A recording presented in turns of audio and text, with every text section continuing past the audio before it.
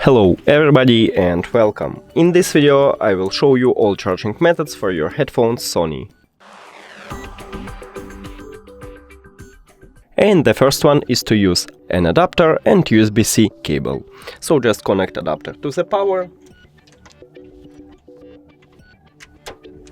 and USB-C cable to USB-C port on your charging case. And we can see LED light here, so it means that it's charging.